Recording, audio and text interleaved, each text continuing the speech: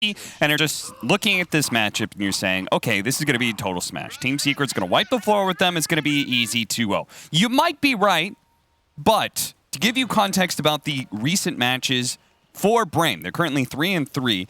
They managed to beat Hellbear Smashers, Tundra. Okay, expected. As you said, they beat Alliance. Fantastic win there. They also, in their losses, took a game off of both Team Liquid and Team Nigma. Like, these guys are legitimate threats to some of the top-tier European teams, and they very well may be able to prove to be a threat against Team Secret, who has not been looking the absolute strongest. No, definitely. I gotta say, you know, next to Alliance, Brame have been the biggest surprise of this entire season. Not just because of the series they won, but they've looked good. Like, they look like a great team. And I'm impressed by the way they draft. They don't make too many unforced errors. A lot of the times in the games that they lose, it's more, it's close. Like, they're not just getting blown out. I kind of expected that coming into it, you know? They snuck through Division 2. They look better in this Division 1 than they did last season. So I think the team house definitely helped out a lot. They're very a momentum-driven team, which is what you're going to get when Skylark's on the squad, or SSA Spartan, the Wisp. I mean, Skylark too, right? I feel like he's an offlaner who definitely excels. It's why his ET, I would say, looks so good, is because it is very much a momentum-based offlaner that can take over the game if it has a good start. And we see our mid lane matchup. That is going to be all important. Templar Assassin for Nisha versus Wish's Puck. What do you make of this matchup, both on hero and player side? Well, it used to be just incredibly broken when the refraction damage also worked on denies, and you just could not play Dota as Puck. You know, one base armor, you just die. Like, 2 side blades, of course, doing pure damage, but he's taking 200 HP already. It really comes down to this first wave. You want to double it up if you can as Puck. That's why he's going to drag that into the tower. This is really well done. You want to get level 2 and then try to pressure TA with a creep wave advantage, as he's going to look to do now. Let's see what Wish can accomplish here. Now, is part of the reason that you looked at them initially and thought they were just going to get run over, do you feel like that as a team they didn't look very strong in the lower division, or is it more about their individual players, that you feel like player to player they're just sort of outmatched? A bit of both, really. I think that their drafting was a bit rudimentary. They were just first picking Wisp Gyro in a bunch of games, and, you know, I love Spartan, but his style of play and leadership is kind of a dying art nowadays. The pop-off is not really what you look at and see from the top-tier competitors. It's all about that calm, like, stone-faced composure, if you look across the scene, right? Gaze into China, you look at Kuro, you look at Fly. Like, all these captains are just chill, and Spartan is anything but they've definitely grown as a team. I think mostly due to their living together, their practice. You put in the hours. Yeah, I mean, Matuma, man, taking a bit of damage here. I like that you reference Kuro in that, right? He's the person who has had the most TI Grand Finals appearances, right? And what did that term from? What was it, TI9? He's like, guys, you have the calmest friend, mother friend in the building, in the game, in the world. Yeah, something like that. It's like, yeah, Kuro, that is exactly him to a T. That's why I think you'll notice that every TI time it seems like it's the same cast of characters that are making deep runs. It is really difficult to play Dota, because all these guys, you know, you've got thousands and thousands of games of Dota. It's just that there's this select 20 or so that the risk-reward factor, it's like, you know, 20 games for $40 million. Whereas most of your life, you're just playing for fun, whatever, but if you can play just like it's a regular day and know that there's 7 figures on the line for this series, that's what can make you a champion. Wish. Getting nailed by side blades, but he is doing a pretty decent job keeping up in CS. As you said, the matchup is better than it used to be, and maybe the best it's ever been since now Water Runes help you kind of keep yourself sustained. Yeah, that was a big issue back in the day. If you couldn't get the bottle up early and get a lucky rune, you were in huge trouble, but so much regen, you can effectively spam Q every wave, guarantee the archer for you. But yeah, so far relatively chill laning phase. Up top, I don't think this lane of Secret really wins, but they have really nice kill threat. You know, a cookie forward into a skewer back. Spartan's gonna have to be a little cautious. And that is not his MO. Not his MO whatsoever. It's Spartan. being known to be very aggressive in his positioning. And we'll see how that does for his IO combination with Gyrocopter here. Yapster is going to look to make sure that the pull is interrupted in some way. Spartan still managed to get it off, though. So hard to interrupt the easy camp pull nowadays. If you get one of the range camps like these Knolls. Oh, but dude, that Snapfire little shredder, it's just so much damage. Wisp going to -3 armor. They're tanking all the shots. I mean, like, Nisha is winning mid, but all the side lanes are doing very well. Skylark 19-2 against Matumba Man's 18-2, so they're definitely securing the Centaur a good lane. Gyrocopter's farming well. I think you're okay with that, though, if you're Secret. You know, realistically, Brame don't get Ancients, like, ever, until the Gyro is huge, right? Whereas Secret, you can start taking them as a TA the moment you have maxed out Refraction, plus they have the Empower Wraith King combination and a Wyvern to provide that ultimate BKB piercing team fight. So the single core of Brame is going to be tough. You know, we've talked a lot in the green room. A lot Fogged and BSJ both theorized Gyrocopter is not viable unless you have a bunch of heals. You've got that, but he's a lot of your damage output as well. So what? You look at these stacks, man. This is what was that golem? Wait, what? For some reason, he just went back to his home. He didn't want to get pulled. Not today. Oh, was that a nighttime bug, maybe? It might have been. He went back to sleep? Or like walked over to go to sleep? I don't know. You remember when the daytime-nighttime shift was not linked to the minute? And how much of a pain that was? Yeah. It'd be like 40 minutes in, and it's like an extra 30 seconds you have to wait. It was something like it would add on, right? No, it wasn't even a nighttime thing. It just That's weird. He de-aggroed for some very odd reason. A small indie company. But yeah, for some reason, it just got worse and worse and worse, right? Yeah. It was like 20 minutes, it was like off by 5 seconds, but by the time you got like 50 minutes in, it'd be like 30, 40 seconds off of nighttime for some reason. And Night Stalker was not viable, as we've got, I believe, a slight pause. We should be underway shortly. But yeah, I really like the Secret scaling. I think Brame are going to have to hit a tempo and then just on-map 24/7, because realistically with a Wisp, with a Pugna, with a Pug, like these heroes should never need to go back to base. And you are going to have to deny Secret their triangle. Otherwise, they're just going to farm everything with their TA Wraith King, and eventually you're going to get hit with an AoE spell combo and you're going to lose the game. So that is going to be one of the first, like, okay, the laning phase, go all fine, well and good, but one of the first moves of Brame is going to be whether or not they contest the TA stacks. As Secret does manage to find the first blood off a rotation from Yapzor. They catch Skylark Centaur farming and get the first blood. I like that. This is the benefit of Zai always going for this Q build. So what? Wait. His Skeleton's aggroed off of the hero death. What's going on? And that was the closest thing they saw because they have a ward up there on the cliff. So they could see the neutrals. So naturally, the Skeleton said that was the closest thing. Oh, he jukes the blast? I think Yapster's probably still dead. But he gets the gold. 28 gold for the ward. Efficiency, baby. Oh, skewer back. Wow. Almost getting the kill first. Zai, is he actually going to live? Oh, no way. That's insane. You make best situation out of I'm gonna copy his voice all game.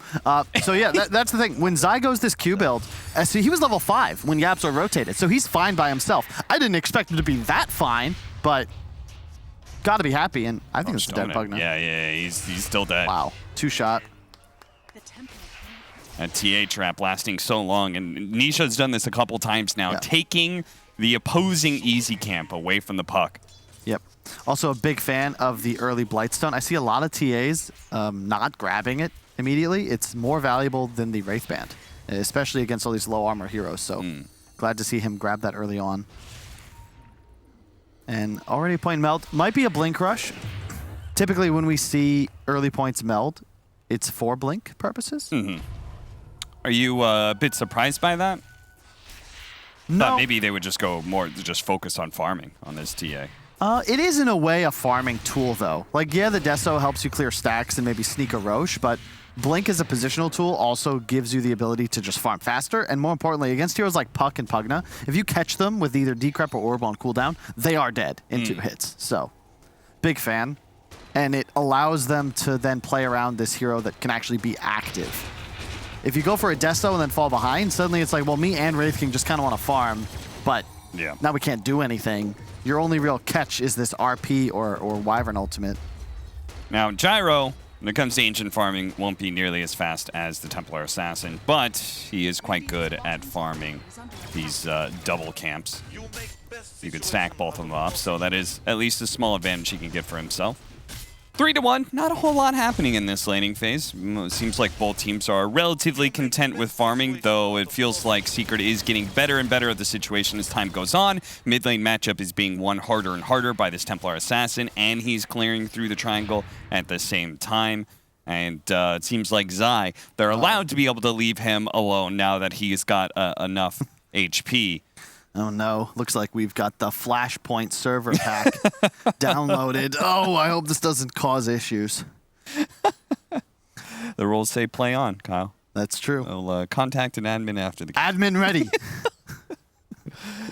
For those who don't know, we're referencing some drama in another game, CSGO.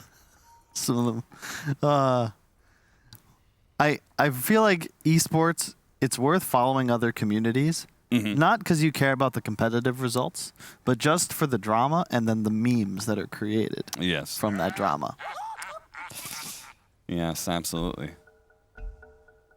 The G comes out, so we will be underway. Oh, the RP skewer back into 2. The TP in from Matumba Man. See if they actually have enough damage to be able to bring down Spartan here. They're going to go for it. Need a couple hits. I'm sure they've got it. Focus is still in a bit of trouble here. He's going to go for a TP out before the next stun is available. Nice. You like how Matu was the one who unpaused? Immediately he's TPing in. Yeah. Got him. You may have paused the game, but Puppy comes up with a better strategy. Already a 2K Goldie for Secret. A lot of that is just Nisha, who is absolutely enormous. Found him. Hit the stomp, too. Nicely played by Skylark there. Now, Puppy's going to delay his death for a bit, get off at least one spell. But very important to be able to hunt the Winter Wyvern behind his tower. Don't let him just stay there and be throwing out nukes constantly. Yeah, this is a really nice move from Secret, applying the pressure. Moving Matsu towards top. Gyro actually getting in front of that skewer. Might just be able to net him the kill as the next round of Rocket Barrage is there into the trees. Zai hiding away, but he won't be able to hide for long. Focus sticks on top of him and gets a little bit of revenge. But at the same time, Secret, they're pressuring top and mid at the same time. Nisha claims the mid tower. That's Zai's happy with that. You know, he gets a free teleport. That's some gold in the bank. In addition, RP's on cooldown. He got the Empower off before death, so you apply that pressure, it means there's no hope of defending mid, the more valuable tower against the TA. Have we seen this Gyro build before? The skipping ultimate? He's level 7 with no ult. Yeah. I mean, I've seen so many Gyrocopters use it even just to be able to farm. Yeah. I think it's a more efficient mana usage. I'm dead. Is he going more? Is he going stats? Or more levels no in his stats. abilities? He says extra point in Q and then extra point flak, depending on your... Yeah, but it's 125 for the ulti in terms of mana cost for 350 damage if you hit all the missiles. Whereas the extra... Yeah, so a point ill, what is it? Q is 10, 220. I mean, on a mana per damage basis, it's better to have the ult, but you could argue that you're using Q anyway, only, so it's more mana efficient. To have better Q? I don't know. We'll run the math. I'm sure, yeah. I'm sure it would be more mana efficient just to use Rocket Barrage if you could go without the ultimate, but... Yeah, we'll see. I mean, like Brian was saying, the Maelstrom will be the itemization. And this is a bit of a problem when you have a lineup that naturally wants to pressure the enemy team, but immediately after the laning phase is done, you're the one who's being pressured for all your towers because of Wraith King, because of the move that they made mid lane. Like, this is already setting off to a very bad start for Brame. And the big thing is that you can't do Ancients. And this new Ancients one, it's just so beneficial nowadays because the mid player, he's almost always running back to grab his rune every few minutes, so it's very time efficient to be stacking Ancients as well. I'm going to say something controversial here, Kyle. What's that? I think they need to bring the Prowler back. or something like it. My reasoning being is that I feel like doing ancient stacks is too easy. I would agree if it weren't that the heroes that I think best abuse it, notably Medusa and TA, don't care about the Prowler. Yes, I will agree. But I'm just saying ancients need to be able to have some sort of offensive threat. Like stacking them up to a billion range and then having, some of these heroes just battle for your heroes, clear through them, or, these troll TAs, Medusas, clearing them from a distance and stuff. Don't like it. Huh. Okay, so 9 in 108 games. So, 1 out of 12 gyros decides to skip ulti at level 7. Will it pay off? We shall find out. But yeah, I can see your point. Because right now it just feels like this whole gold advantage on the TA, yeah, he's got a lot more CS, 30 or so, but it's really just the ancient camp. And my concern is that it's basically just farm that cannot be taken by your allies. And in terms of gold on the map, especially if you have some sort of AoE, it is the most efficient damage per gold. Like your damage farming ancients is going to render you more gold than I believe anything other than level 30 plus catapult creep waves. Okay. Yeah. I will say that I feel minute bad. Minute 30 plus. Sorry. 30 plus. Okay. Yeah. I was about to say level 30. Oh, Yeah, what? no, it's because of the extra creep. It's something I wanted to do for a while, is like actually sit down and do the math on, when do creep waves start to become like more OP because the extra creep that gets added every once in a while. And then there's, I think, when's the double archer start? Is it 40? I can't remember. It gets updated every once in a while, but main point is then creep it becomes waves. super efficient to farm creep waves. Yeah. Yeah, that's why I think a lot of the mid heroes nowadays with the bots early, it's just almost, it's better than a Midas because later in the game you're just able to get those extra waves. You're always on map. Right. Although the thing about it is you don't get the benefit of the extra TPs that you get when you die. Didn't think about that. Yeah. But what if every time you died, because you have bots, you reinvested it? It's like a dividend. What if you just got 50 gold back? I think that's fair. That's kind of fair, right? Then again, we don't really need to buff bots too much. I always feel really bad whenever I'm playing a game and I look at my lineup because I play 4 position off lane, so most of the time I'm in the position to be able to stack. And if I look at my team and I don't see a hero that farms ancients, I feel terrible. Yeah. So what am I doing here? Like what?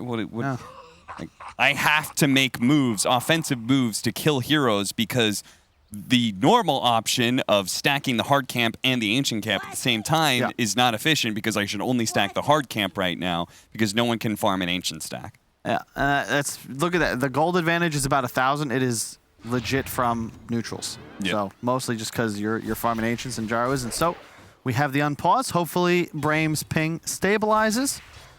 Okay, so Kyle, if farming ancients is so efficient and it's why Secret is up in net worth right now, why aren't we seeing more Templar Assassin, who's one of the most prominent ancient Give it some farmers? time. We will. Okay. It's been nerfed enough that people, I think, forgot about it a bit. It was somewhat solved, but it's coming back in a big way. And I actually like what Nisha had queued up. The Deso first into Dragonlance. Actually going to skip the blink. Okay. And you can make arguments, like I was explaining why blink could be nice. In this case, they're just going to play a more slower paced game. But Dragonlance is really nice as a TA after all the changes, specifically the talent, giving you that extra side blade range at level 10. You're hitting like a normal ranged hero. So you don't really need the blink for optimum positioning.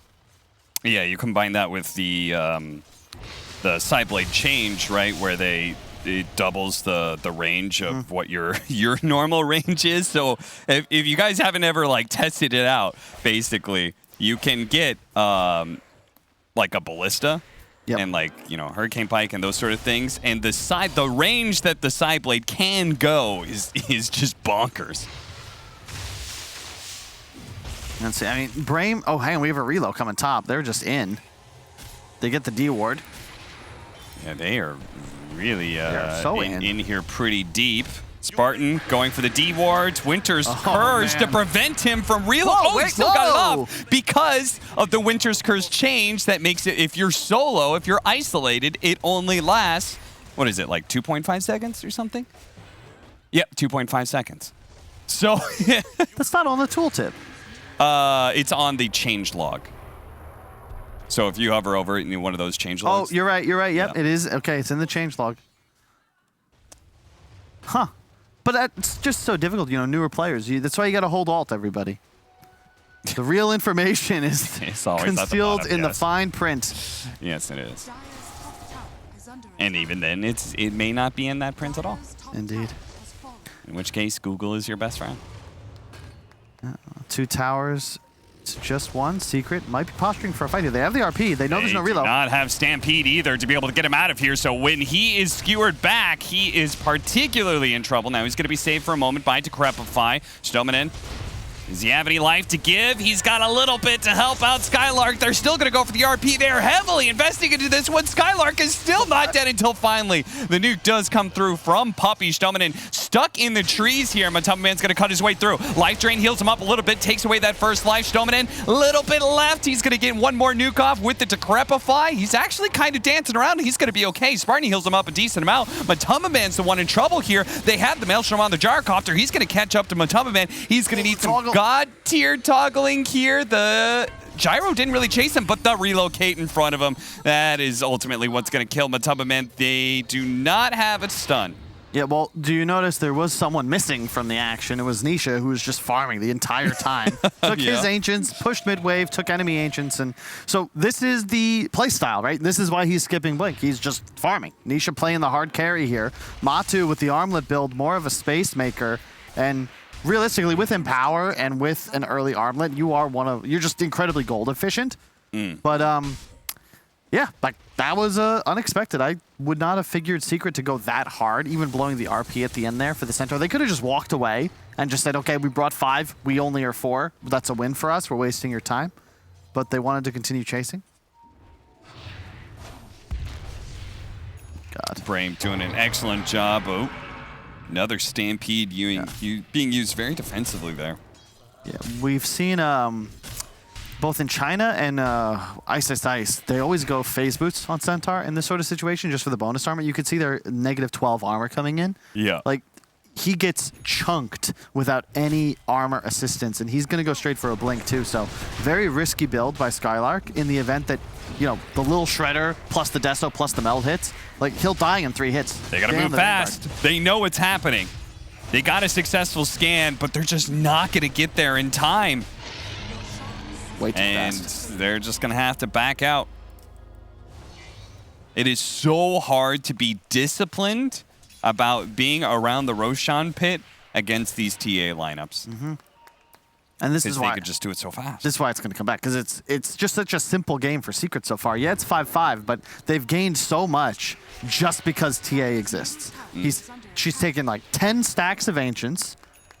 Now it's a free Roche. So you're just gaining all these objectives without really ever even risking anything. So And they do have some TA answers, but that kind of ends the moment BKB is picked up, Indeed. right? So they Brame is gonna have to do a lot in this timing between Nisha's Blink Dagger and his BKB. yeah, I'm actually surprised he's going for, I guess it just feels that he's far enough ahead. He wants to have optimal positioning, actually get onto the back line, because you can make an argument just to rush BKB and, to your point, be invulnerable, is so long as he pops it pre-stun. The Hurricane Pike also kind of helping with the whole Blink Dagger idea, right? Because there are many heroes here, the Io and the Pugna especially, who want to be able to play pretty far back, almost directly behind a hero. And you get the right positioning for some side blades, and that increased range is going to catch those heroes. Top lane. Oh, they got that off. Nice. Skewer back again. They're going to make sure the RP is used, perfectly timed with the Stampede, the Winter's Curse, just to make sure that little bit extra time. Now, he does have a blink, but because of the change that happened to Splinter Blast, it means you can no longer just blink out of that. It's true. Oh, dear.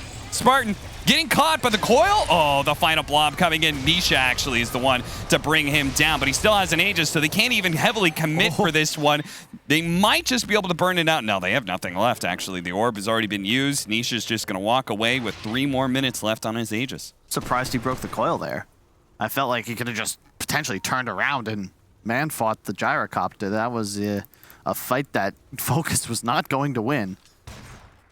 He'll have his Ags complete in just 900 gold, but really feels like Secret so far have the number, like, 2 kills, their gold advantage has gone up by near 4K, mostly just because they're out efficiencying the map. Another ancient stat coming out from Puppy. What are the numbers on that? That's got to be like 6 or 7 at least that the team has got for Nisha so far. 7 alone just by Puppy. Yeah. 14. I think at least 8 or 9 of those are ancients. Yeah. It's just like that's the gold advantage that Secret have in their pocket. Let's see, Halberd's going to be huge though. Yeah, they need Halberd, and then when they have the Aghanim Scepter on Gyrocopter, they can burn through refraction charges very quickly, right? Between Rocket Barrage, his Aghanims, and then the Maelstrom as well. Like, there's so many instances of damage that are coming out. It becomes a really fun way to watch fights, because Brame, it's going to be keep Gyrocopter alive, and he runs forward and tries to kill everybody. And it's a question of whether or not Secret can deal enough damage. And right now, I'd say they certainly have plenty. I like the blink on Matu. He doesn't really need to be greedy in this game because he has a TA, he has Arma, he has Empower. So he's online. In many ways, Nisha is the true carry of this game, right?